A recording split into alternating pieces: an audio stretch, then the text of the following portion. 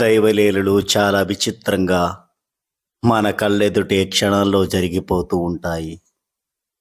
ఆ క్షణంలో ఆ లీలలను కన్నవారి జన్మ, విన్నవారి జన్మ ధన్యం. మనకు అదృష్టం లేకపోయినా ఆ లీలామృతాన్ని పావనం చేసి పునీతులమవుదాం.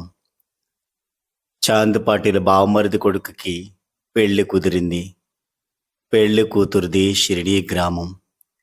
పెళ్లి వారంతా ఎడ్లబండిపై షిరిడీకి బయలుదేరారు. వారితో పాటే ఫకీరు కూడా. బండ్లు షిరిడీ ఊరి సమీపానికి చేరుకున్నాయి. అక్కడి ఖాళీ స్థలంలో బండ్లు ఆగాయి. పెండ్లివారు ఒక్కొక్కరే దిగుతున్నారు.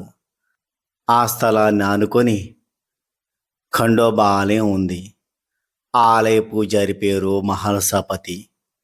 ఆయన బండ్లు దిగుతున్న వారిని ఒక్కొక్కరినే పరిశీలనగా చూస్తున్నారు. ఇంతలో ఫకీరు కూడా బండి దిగారు. మహల్సాపతి దృష్టి అక్కడే ఆగిపోయింది. పరిశీలించి చూస్తే 3 ఏళ్ల క్రితం వేప చెట్టు క్రింద ధ్యానం చేసుకున్న కుర్రాడి పోలికలు ఆ ఫకీరులో కనిపించాయి. ఆ ముఖంలో మహల్సాపతికి ఏదో దివ్యత్వం కనిపించింది. ఆ భావన అతని మనస్సుని భక్తితో కుమ్మేసింది.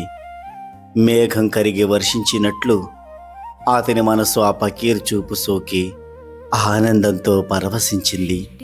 వడివడిగా ఫకీర్ వద్దకు ఎదురెళ్ళాడు మహల్సాపతి. ఓ సాయి అంటూ ఆహ్వానించాడు. ఆ క్షణం ఎంత పుణ్యమైనదో కదా. ఆ పవిత్ర సన్నివేశాన్ని కళ్ళారా చూసిన వారు ఎంత ధన్యులో కదా. అప్పటి వరకు ఏ పేరు లేని ఫకీరుకు సాయి అనే దివ్యనామం స్థిరపడిపోయింది. సాయిబాబా. సాయి అంటే సాధువు అని, సా అంటే సామాన్యుల, ఈ అంటే ఎలవేల్పు అని, బాబా అంటే తండ్రి అని అర్థం. మహల్సాపతి ధన్యం, షిరిడీ పుణ్యం, మనందరి జన్మ ధన్యం.